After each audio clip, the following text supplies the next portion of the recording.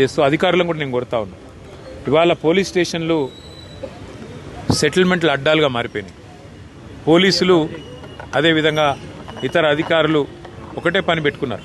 కాంగ్రెస్ నాయకులు ఏం చెప్తే చేయాలా అన్నట్టుగా విచ్చలవిడితనం ప్రదర్శిస్తూ ఉన్నారు. ఇది మంచిది కాదు. రాజకీయాల్లో గెలుస్తాము ఓడతాము. మేము కూడా 10 ఏళ్ళ అధికారంలో ఉన్నాం. కానీ గింత లేకి పనులు గింత చిల్లర పనులు ఎన్నడూ కూడా చేయలేదు. ఇకనైనా ఇలాంటివి కాకుండా ముఖ్యంగా ఎక్కడైనా కంప్లైంట్ వస్తే కుంటయ్య గారు కంప్లైంట్ చేసినారు, నాకు రావాల్సిన డబ్బులు ఇవ్వకుండా నేను సతాయిస్తున్నారని. ఉల్టా ఆయన మీద కేసు బనాయించారు. అంటే ఈ రకమైన వేధింపులు, ఈ రకమైన సివిల్ మ్యాటర్లో కూడా పోలీసులు దూరడము, సెటిల్మెంట్లకు ప్రయత్నం చేయడము, ఈ రకంగా అరాచకం చేయడము ఇది ఎంతమాత్రం మంచిది కాదు.